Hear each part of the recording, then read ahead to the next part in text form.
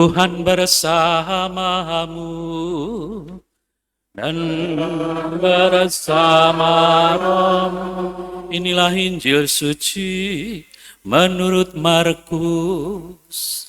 Dimuliakanlah Tuhan. Sekali peristiwa, ketika Yesus dan murid-muridnya masuk ke sebuah rumah, orang banyak datang lagi berkerumun, sehingga makan pun mereka tidak dapat.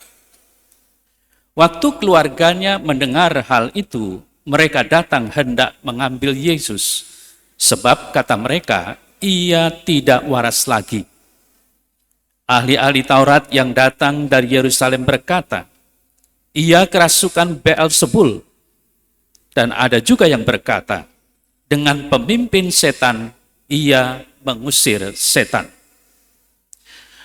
Yesus memanggil mereka, lalu berkata kepada mereka dalam perumpamaan, bagaimana iblis dapat mengusir iblis?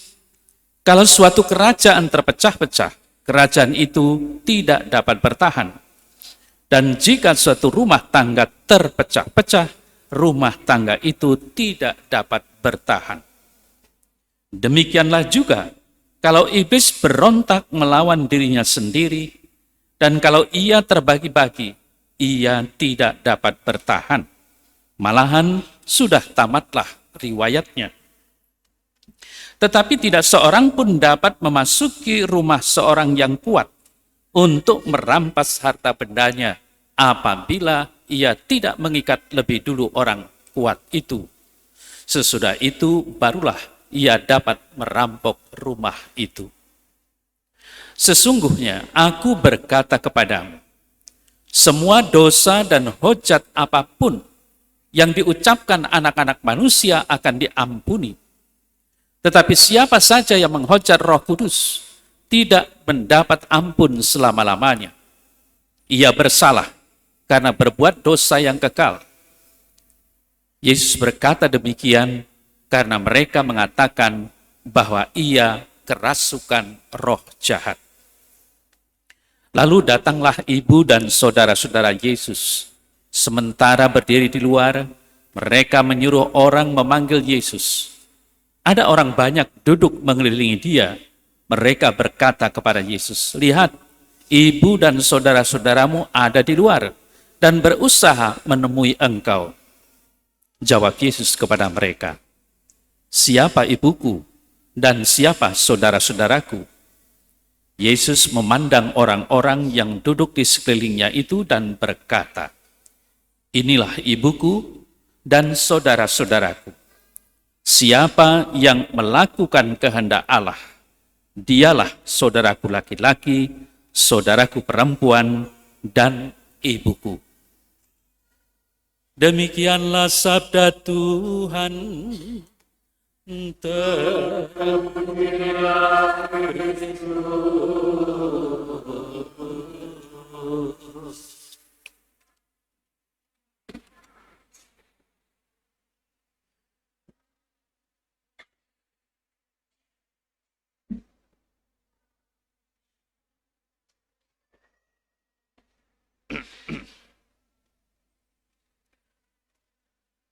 Saudara-saudari yang terkasih, sekarang kita memasuki hari Minggu biasa yang ke-10. Berarti rentetan Hari Raya Paskah sudah selesai. Dan kita memasuki hari Minggu biasa. Dan apa seperti yang tadi saya katakan di dalam pengantar, dalam hidup biasa kita menyadari akan kelemahan kita. Karena faktanya, senyatanya dalam kehidupan kita terjadi seolah-olah Allah atau Yesus belum menebus dunia. Walaupun keyakinan kita sungguh-sungguh Allah sudah menebus dunia. Tapi faktanya, tadi saya katakan masih banyak penderitaan, banyak orang yang tertekan, banyak orang menderita sakit, dan sebagainya. Nah, apa yang tadi kita dengar dalam warta Injil, menunjukkan kepada kita semua bahwa orang yang sungguh-sungguh percaya akan Yesus, maka kepercayaan itu mau menunjukkan bahwa Yesus mempunyai suatu kuasa. Kuasa yang bisa membuat orang hidup lebih baik dibandingkan dengan orang-orang yang tidak percaya. Artinya apa? Secara nyata, orang-orang yang disembuhkan oleh Tuhan Yesus, entah itu karena sakit, entah itu karena kerasukan iblis atau kerasukan setan, sungguh-sungguh yang tidak baik menjadi baik. Itulah faktanya. Lalu bagaimana itu menjadi kemudian diskusi yang menarik atau bahkan perdebatan? Kita harus melihat latar belakang dari perikopa ini begini. Setiap guru, setiap perkumpulan, pastilah mempunyai pengikut-pengikut. Kalau guru yang mempunyai murid-murid.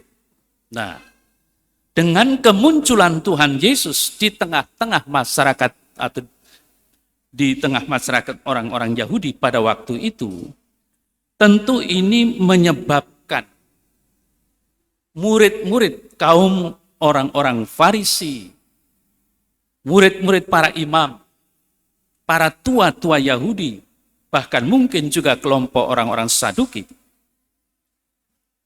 berbondong-bondong, dan itu yang kita dengar dalam warta, mengikuti Yesus. Kemanapun Yesus pergi, mereka mengikuti. Bahkan kita tahu bahwa Yesus juga melihat bahwa mereka lapar, lalu membuat mujizat, memperbanyak roti.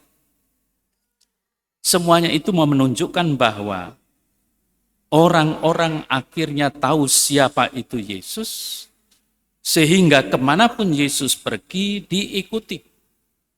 Nah, tentu fakta kenyataan ini menjadi kecemburuan atau keiri hatian dari orang-orang Farisi, ahli-ahli Taurat, para imam, dan kelompok-kelompok yang ada di kalangan orang-orang Yahudi pada waktu itu.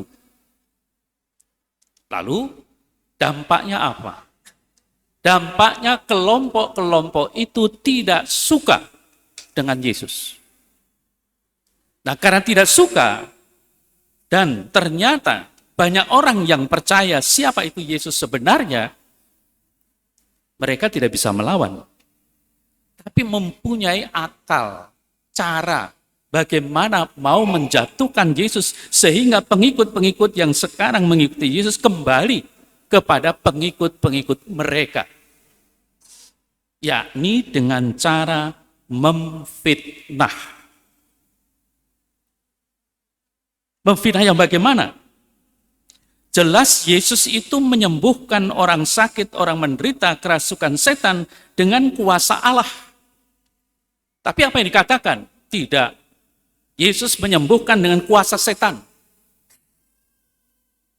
Tentu, kalau sudah dikatakan dengan kuasa setan, orang mulai berpikir-pikir.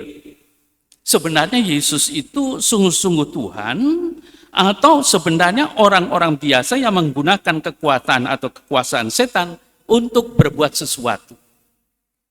Karena kita tahu, yang namanya setan, kuasa-kuasa kejahatan, itu bisa juga menampakkan diri seolah-olah baik. Padahal setan, padahal kuasa jahat. Nah, hal itu ditujukan kepada Yesus. Sehingga apa yang tadi kita dengar bersama jelas sekali. Ia kerasukan Beelzebul. Dengan penghulu setan, ia mengusir setan. Lalu bagaimana Yesus menangkis hal itu? Yesus memanggil mereka, lalu berkata kepada mereka dalam perumpamaan, bagaimana iblis dapat mengusir iblis. Kalau suatu kerajaan terpecah-pecah, kerajaan itu tidak dapat bertahan. Dan jika suatu rumah tangga terpecah-pecah, rumah tangga itu tidak dapat bertahan. Demikianlah juga kalau iblis berontak melawan dirinya sendiri, dan kalau ia terbagi-bagi, ia tidak dapat bertahan, malahan sudah tamatlah riwayatnya. apa yang dikatakan Yesus itu masuk akal. Atau juga dalam penafsiran dikatakan demikian. Kalau Yesus itu mengusir setan dengan setan, lalu bagaimana kamu ahli-ahli Taurat, tua-tua Yahudi mengusir setan dengan kuasa apa? Mereka tidak bisa jawab. Tetapi kalau Yesus mempertahankan dirinya dengan kuasa ilahi yang bagaimana? Kuasa ilahi yang tidak lain adalah roh kekuatan ilahi yang ada di dalam diri Yesus, itulah yang kemudian dapat mengusir setan, dapat menyembuhkan orang-orang yang sakit dan menderita itu. Nah, maka dari itu, saudara saya terkasih, tadi kita mendengar, sungguh semua dosa dan hujat anak-anak manusia akan diampuni. Ya, semua hujat yang mereka ucapkan. Tetapi apabila seorang menghujat Roh Kudus, ia tidak mendapat ampun untuk selama-lamanya. Sebab dosa yang dilakukannya adalah dosa yang kekal. Yesus berkata demikian karena mereka bilang bahwa ia kerasukan roh jahat. Inilah polemiknya. Jadi kalau kita kemudian mendengar dosa kita ini dosa menghujat Roh Kudus atau bukan, inilah yang dimaksudkan. Mengapa? Karena menyangkal kuasa Yesus yang ada di dalamnya, yakni roh ilahi yang dapat mengatasi segala penderitaan, segala penyakit dan sebagainya. Tentu, kalau orang-orang itu menyangkal kuasa setan, orang ini berdosa menghujat Roh Kudus. Lalu dalam kehidupan kita sehari-hari, kita sadar bahwa kita jatuh bangun dalam dosa. Entah itu dosa yang ringan atau dosa yang berat. Lalu kita tahu, dengan menerima sakramen pengampunan dosa, tidak lain yang kita terima dalam pengampunan itu adalah kuasa Allah di dalam rohnya. Sehingga dosa-dosa kita diampuni. Tetapi kita juga tahu, dan sadar bahwa banyak orang yang mengatakan, untuk apa saya mengaku dosa? Berarti apa itu? Menolak kuasa Allah di dalam rohnya itu sendiri. Maka dikatakan, kalau orang yang berdosa dan tidak diampuni atau tidak mau diampuni, itulah dosa melawan Roh Kudus, menghujat Roh Kudus. Menolak Allah. Nah, maka dari itu saudara terkasih, kita sekarang diajak berpikir bagaimana sikap kita kemudian. Saudara-saudara yang terkasih, tadi dikatakan dengan jelas bahwa peristiwa Yesus yang mengajar seperti itu tentu mendatangkan heboh. Lalu apa yang dikatakan kemudian?